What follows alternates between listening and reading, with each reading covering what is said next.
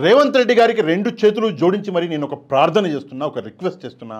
అయ్యా దయచేసి ఈ గురుకుల పాఠశాలలు, ఈ హాస్టల్ తెలంగాణలో మూసేయండి. ఎందుకు అంటే మీ అసమర్థ పాలన వల్ల ఈరోజు తెలంగాణలో బిడ్డలు చనిపోతున్నారు. విద్య కోసం తల్లిదండ్రులు ప్రైవేట్ స్కూళ్ళకి పంపించలేని పరిస్థితులలో గవర్నమెంట్ హాస్టళ్లలో పిల్లలను పెట్టి చదివిస్తుంటే మీ అసమర్థ పాలన వల్ల పిల్లలు శవాలై తిరిగి వస్తున్నారు. తల్లి రోదన చూస్తుంటే నిజంగా తల్లిదండ్రుల రోదన నేను చూడలేకపోతున్నా. ఎంత దారుణమో అంటే నిన్న పాము కాటు వల్ల ఒక విద్యార్థి హాస్పిటల్ పాలైతే మళ్ళీ తెల్లారంగానే ఈరోజు ఇంకొక విద్యార్థి పాము కాటు వల్ల హాస్పిటల్ పాలవడం అనేది నిజంగా దారుణం.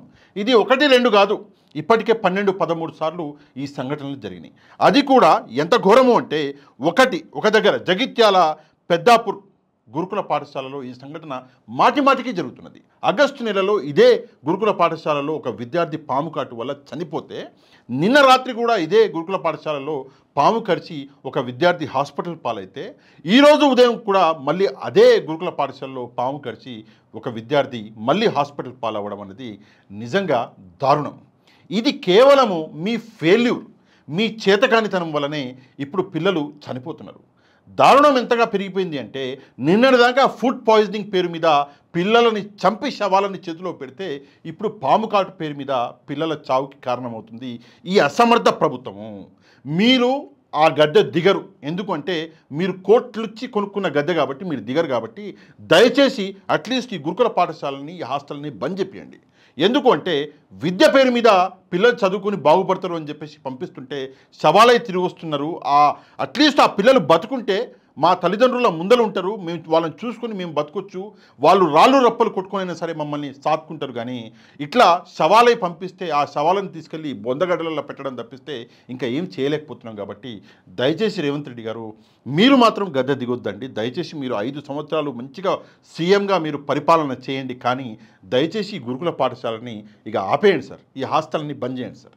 55 మంది పిల్లలు హాస్టళ్లలో శవాలై తిరిగి వస్తే అసలు ఏంటి ఎందుకు అని చెప్పేసి ఎంక్వైరీ చేసే దమ్ము ధైర్యం మీకు లేదు. కానీ ఎవరో ఒక హీరో పోయి ఒక థియేటర్ దగ్గర నిలబడితే అక్కడ తొక్కిసలాటలో ఒక విద్యార్థికి గాయాలై హాస్పిటల్లో అడ్మిట్ అయితే మీ నాయకులు, మీ కాంగ్రెస్ పార్టీ నాయకులు ముడుపుల కోసం, ఆ హీరో దగ్గర ముడుపుల కోసం రోజు ఆ విద్యార్థి ఉన్నటువంటి హాస్పిటల్కి వెళ్ళడము, అక్కడ విద్యార్థి ఆ అబ్బాయి ఉన్నటువంటి హాస్పిటల్కి వెళ్ళడము, ఆ అబ్బాయిని చూడడము, బయటికి రావడము, ప్రెస్ కాన్ఫరెన్స్ పెట్టడము, ఇది జరుగుతున్నది మనం రోజు చూస్తున్నాం. వెళ్ళకూడదు అని కాదు, తప్పకుండా వెళ్ళాలి.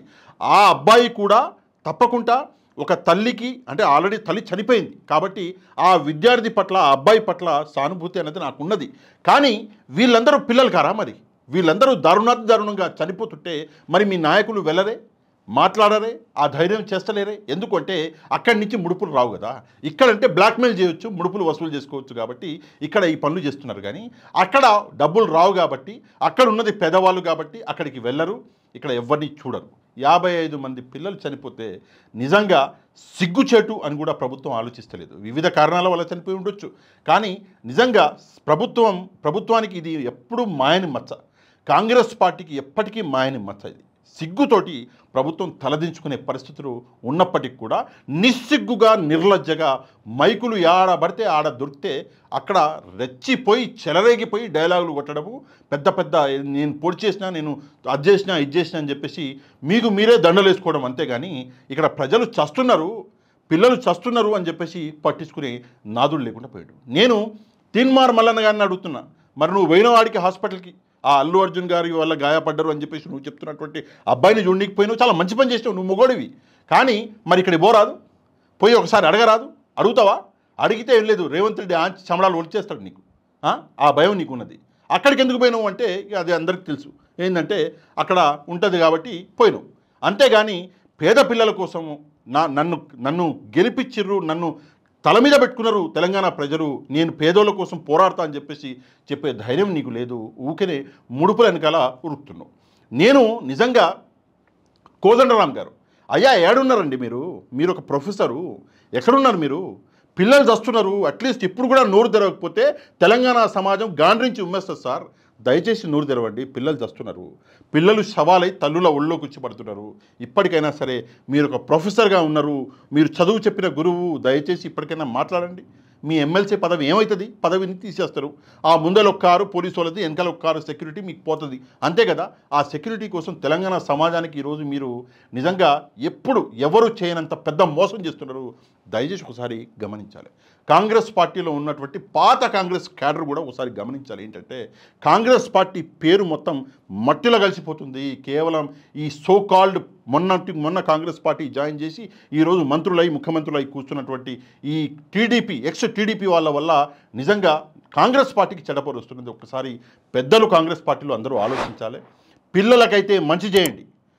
మీకు దమ్ము ధైర్యం ఉంటే గురుకుల పాఠశాలలు హాస్టల్ మంచిగా చేసి అక్కడ ఫుడ్ని అక్కడ సెక్యూరిటీ అన్నది పెంచండి. లేదు మీకు దమ్ము లేదు ధైర్యం లేదు మీరు చేయలేరు అనుకుంటే మొత్తానికి మూసేయండి. అట్లీస్ట్ పిల్లలు చావుకుంటా బతికైనా ఉంటారు. ఉన్నా కూడా మాకు అది కూడా సంతోషమే. కాబట్టి తప్పకుండా ఈ విషయం మీద మీరందరూ స్పందించాలి.